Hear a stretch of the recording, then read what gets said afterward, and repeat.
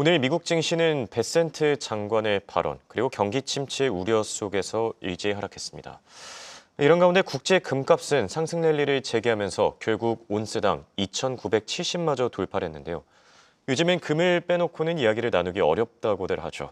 더 자세한 이야기들 한국경제신문의 한상춘 논설위원과 얘기 나눠보겠습니다. 안녕하십니까? 네, 안녕하십니까. 자, 밤사이 미국 증시가 생각보다 큰 폭으로 하락을 했습니다. 혹시 이상 징후가 있는 건지 특별한 배경이라도 있습니까? 네, 우리가 이번 주에 갈라치기 현상에 대해서 얘기했어요. 그렇죠. 전환점일 때 전형적으로 나타난 현상이다 하는 것을 좀 말씀을 드렸는데요. 예. 이건 뭐 속보 처리가 안 해도 될 것 같아요. 게임스톱 CEO니까. 사실은 그 갈라치기 현상이 왜 이렇게 중요하냐면 이 시장에서 보면 3일 연속 장 초반에는 확 떨어지다가 장 마감에 이렇게 복귀하는 모습이 그렇죠. 있지 않습니까? 근데 이제 3일째 오늘날은 오늘 같은 경우에는 이 후반에 반등했어도 그 반등이 거의 못했습니다. 그래서 향후의 주가 향방이 굉장히 관심이 되지 않냐 생각하는데요.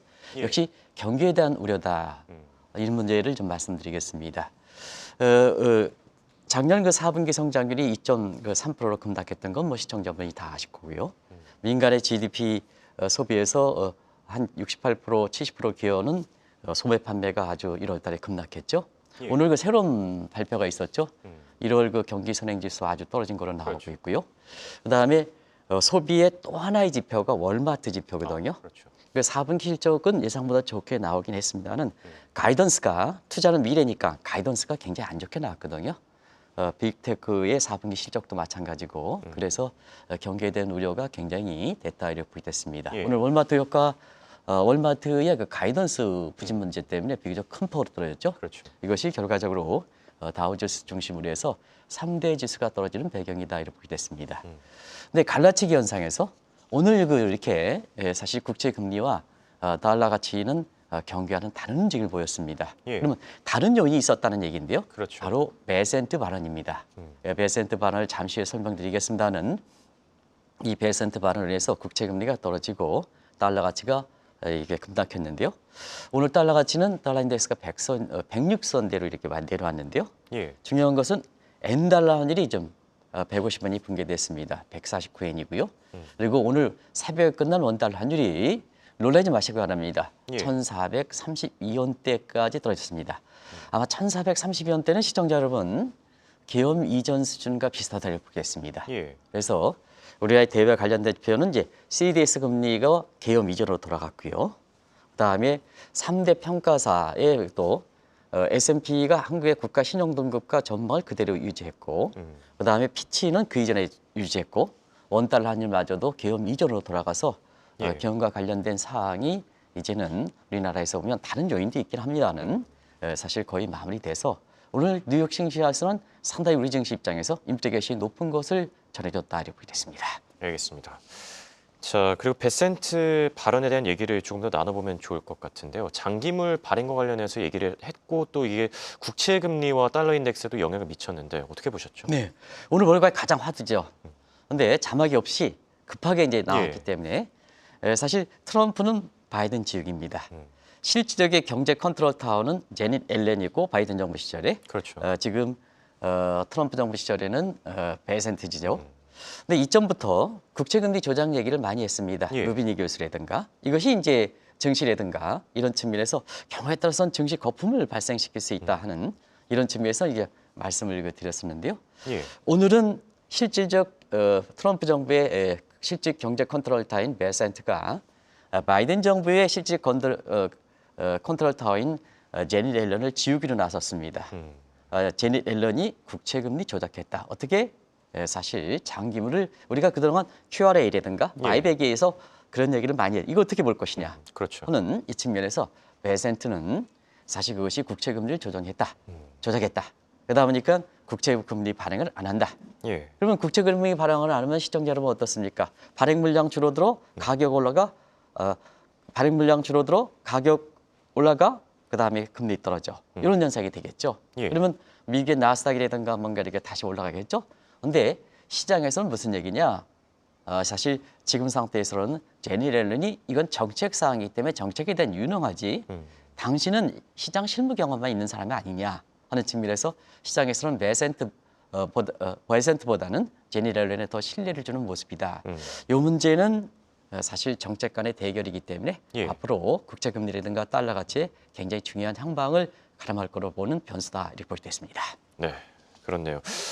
장기물 발행과 관련된 이야기는 들었었는데 이게 옐런 지우기라는 옐런 해석에 지우기죠? 대해서는 네네. 네, 또 오늘 처음 들어가 상당히 흥미롭다라는 생각이 들고요. 네네. 자, 이제 본격적인 얘기로 넘어가 보겠습니다. 국제 금값 2,970달러마저 돌파를 했고 이제 3,000에 바짝 다가서는 모습인데 정말 상승세가 무섭지 않습니까? 네, 이제는 국제금값이 3,000달러 이건에 진입에 가시권이 들어온 것 같습니다. 그동안 국제시장의 금투자와 관련돼서는 3,000달러를 과연 돌파할 것이냐 하는 예. 측면인데 지금 마감지수로 2,953까지 올라갔는데 장중에서는 지금 홍익헌 말씀하신 대로 우리 시간으로 새벽 2시 정도에 사실 2,972달러까지 올라갔습니다. 그렇죠. 그래서 지금 3,000달러의 가시권이 온다 이렇게 보겠습니다. 금 얘기는 많이 하셨으니까 왜 이렇게 금값이 올라가느냐 하는 측면은 세 가지 요인을 그냥 정리 겸해서 자막과 함께 드리겠습니다. 예. 일단 인플레 해칭 수요죠. 여기 이제 인자가 빠졌습니다. 인플레 해칭 수요에서 트럼프 관세의 인플레 이렇게 기대가 이렇게 되다 보니까 결국 인플레 해칭 수요로서 안정자산보다는 인플레 해칭 수요로서 국제금값이 올라간다 해서 최근에 국제금값은 트럼프 당선 이후서부터 많이 올라가는 이 문제는 관세와 인플레에 대해서 해칭 수요로 돌아가는 거다 이렇게 보겠습니다. 그리고 또 한 가지는 최근에 불확실성이 증가하죠. 오늘도 그렇지 않습니까? 베센트랑 앨런과 싸우고 뭐 지금 관세를 경기 둔화 중개 얘기 친다 안 친다 경기 둔화한다 하는데 이렇게 프라이트 퀄리티 투자자의 안전자산 선호할 때는 특정의 쏠림으로 국제금값이 올라가는 현상이 좀 분산해야 되거든요. 그러면 국채도 좀 안정시장 해야 되고 달러 예. 가치도 안정시장 해야 되는데 오늘 모습 보세요. 오늘 모습은 달러 가치가 급락했지 않습니까? 그러다 보니까 결과적으로 안전자산을 선택할 수 있는 범위가 적은 상태에서 안전자산의 선호 경향이 금으로 몰려간다 이렇게 보이겠습니다. 또 한 가지는 피크 세열입니다. 그래서 이 금과 같은 거는 매장력이 제한돼 있기 때문에 이 금을 캐면 캘수록 매장력이 되면 사실 생산량이 크리프 되거든요. 절벽하면 크리프 되거든요. 예. 그러면 뭐냐? 앞으로 금 공급은 확실히 줄지 않느냐? 그럼 뭐냐? 선침해가 되는 거죠. 그렇죠. 선침해가 돼요. 그래서 이 세 가지 요인에서 종전에 볼 수 없었던 뉴노멀 금값 상승 추세가 이어지고 있다. 네. 이렇게 볼 수 있습니다. 자, 이렇게 세 가지 요인을 짚어주셨는데 아무래도 가장 큰 요인은 트럼프발 이 관세 정책에 따른 인플레이션 우려 때문 아니겠습니까? 네, 그 요인은 뭐 다들 아실 겁니다. 그 요인이 지금 어떻게 파장되는가를 보도록 하겠습니다. 예. 일단 관세발 인플레에 의해서 지금 시간이 가면 갈수록 공멸의 부메 효과가 났다는 것은 아실 거라 생각하는데요. 이 공멸의 부메 효과다 이렇게 하는 것은 교역 상대국도 멸하고 예. 미국도 그렇죠. 해서 같이 공멸한다는 얘기입니다. 같이 공멸은 그런 과정에서 미국에 미치는 영향에 대해서 한번 지금 이게 먼저 나타나는데요.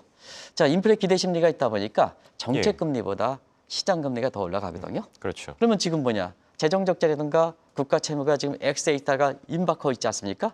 그러면 이제 금리가 올라가면 결과적으로는 모라토리엄 예. 가능성을 높여주는 거죠. 뭐 모라토리엄은 채무 불이행인데 제가 시청자분의 이렇게 심리를 불안하지 않게 해서 디폴트라는 표현은 안 썼습니다.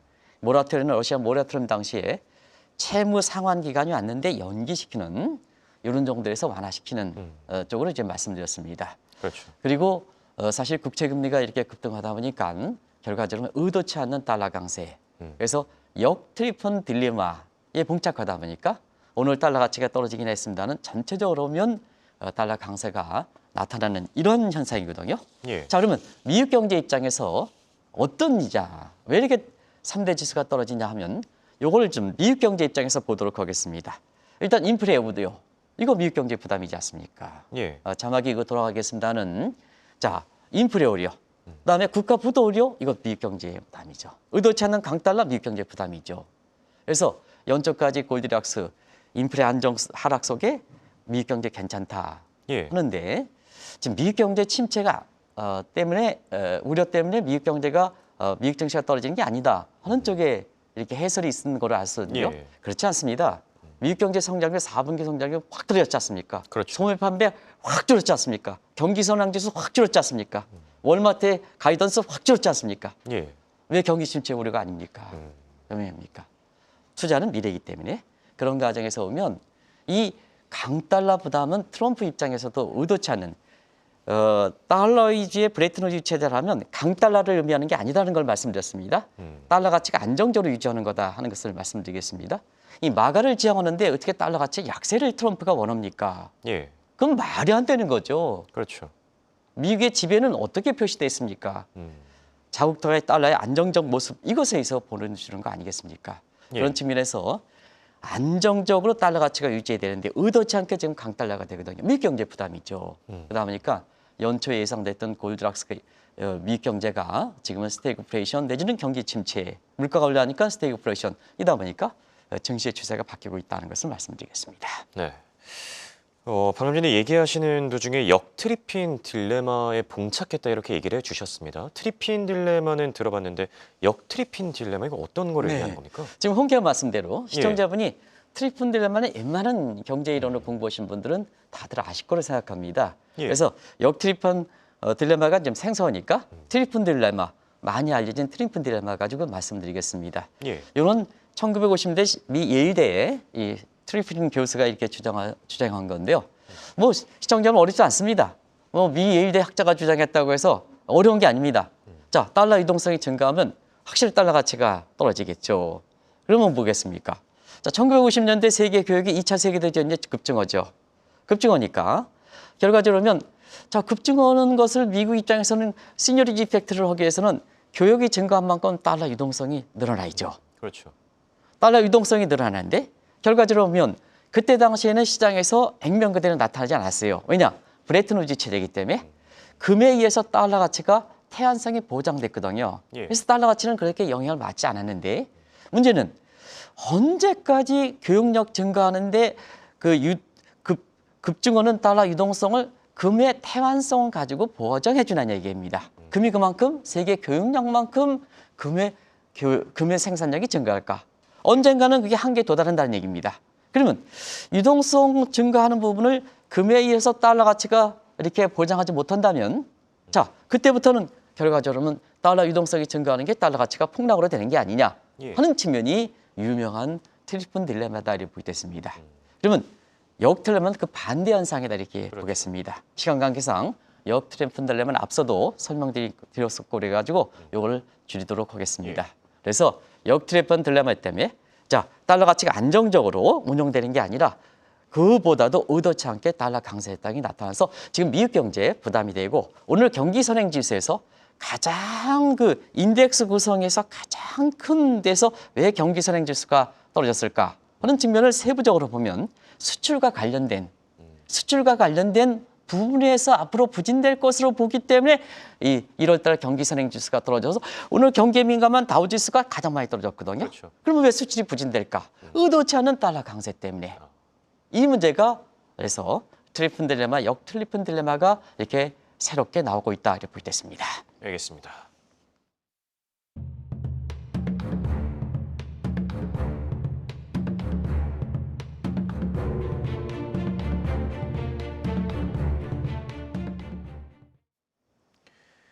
최근 들어서 미국인들의 소비 심리와 관련된 얘기들이 많이 나오고 있습니다. 앞으로의 전망은 어둡다라고 하는데 그런데 또 당분간 이 폭풍 소비가 나타날 것이다 이런 평가들도 나오고 있어요. 어떻게 생각하십니까? 네. 폭풍 소비 이건 이제 둠 스펜딩이니까 파멸 소비로 이렇게 번역하는 게 좋은 것 같아요. 예. 자, 파멸 소비. 파멸은 뭐냐? 트럼프의 관세에서 인플레가 오래된다. 그러면 생필품 가격이 더 올라가겠죠. 그렇죠. 그럼 지금 안 올라갈 때 전쟁과 마치 사재기 하는 거죠. 근데 지금 미국 국민들이 소득이 없지 않습니까? 예. 그럼 어떻게 사겠습니까? 빚내서, 카드로 예. 빚내서 사는 거죠. 그러면 지금 당장은 뭐냐? 소비자가 증가할 수 있습니다. 그런데 카드에서 하니까 카드빚이 돌아오면 소비는 급락, 크리프 현상이 되지 않습니까? 예. 그러면 지금 미리 사는 이 소비가 자기 자신의 빚에 의해서 개인 파산을 몰고 오는 소비라는 측면에서 지금 눈 스펜딩이라는 표현을 쓴다 하는 걸 말씀드리겠습니다. 투자 네. 관점에서는 지금 소비보다도 지금 소비도 소매 판매가 1월 달에 굉장히 안 좋은데요. 앞으로 어떻게 될 것이냐 하는 측면에서는 이 저소득층을 중심으로 해서 트리플 관세 인플레 우려 자 생필품 가격에는 수입 물가와 대부분 다 수입 가격에 차지하거든요. 이 측면에서는 파멸 소비 현상을 지금 관세 부메랑 때문에 미 국민들이 먼저 당하고 있다 이렇게 보게 됐습니다. 그런 측면에서 자 카드빚이 돌아오면 어떻겠습니까? 두 가지가 있죠. 개인의 가계부채 증가해서 결과적으로 보면 사실 2008년, 2009년 그때 부동산 가격이 있을 때 그때는 뭐냐 신용에 의해서 서프라임 주니까 이거 무서운지 모르고 썼다가 부동산 가격이 떨어지니까 완전히 파멸됐죠. 그게 뭐 금융위기지 않습니까? 그렇죠. 근데 이번에는 뭐냐?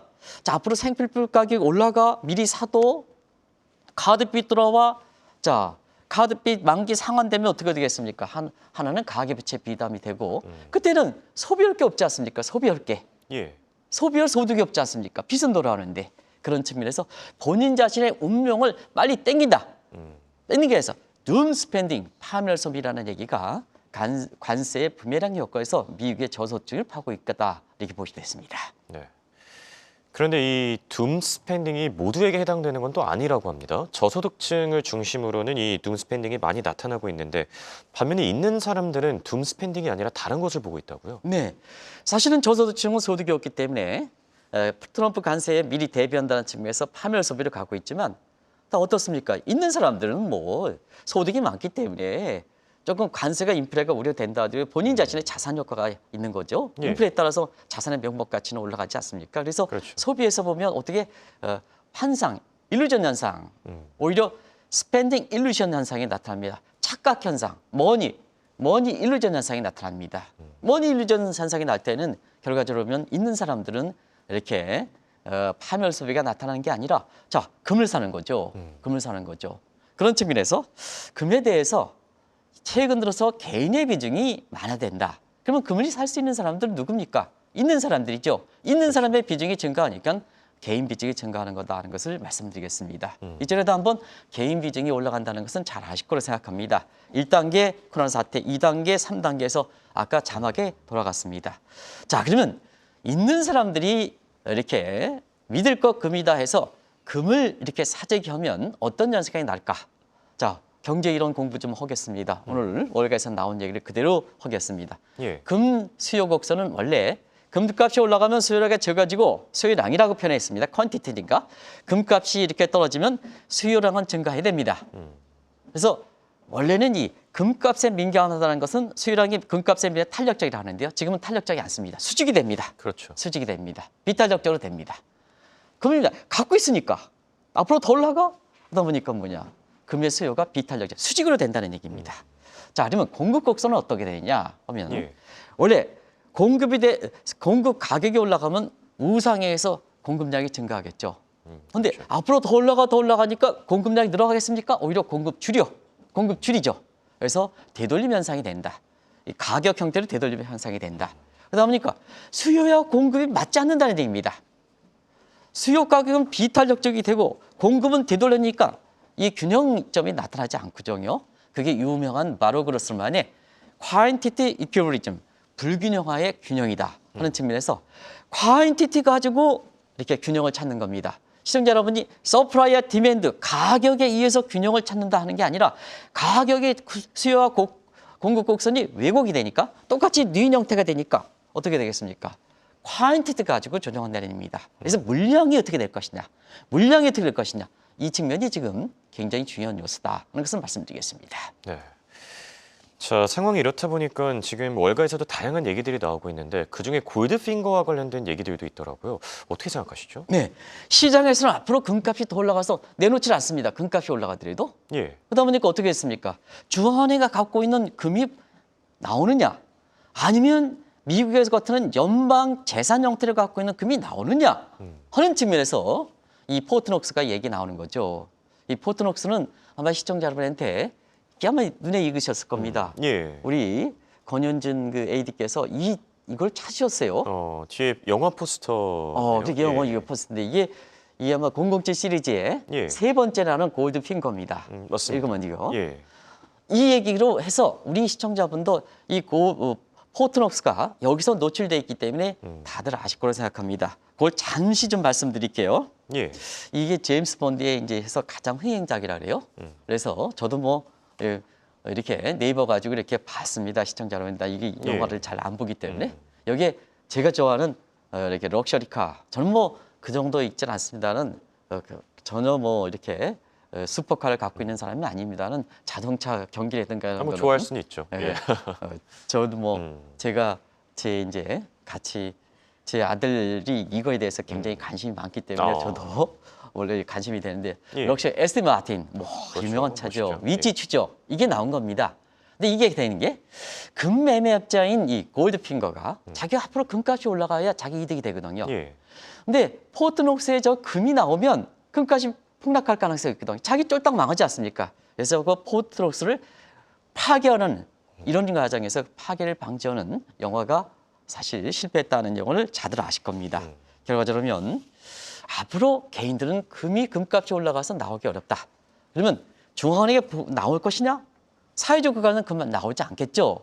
그러다 보니까 포트녹스의 금이 과연 출해될 것이냐 하는 측면에서 지금 일론 머스크라든가 트럼프 입장에서는 효율성 차원의 포트녹스의 금을 이 문제 가지고 얘기했다 하는 것을 말씀드리겠습니다. 그렇죠.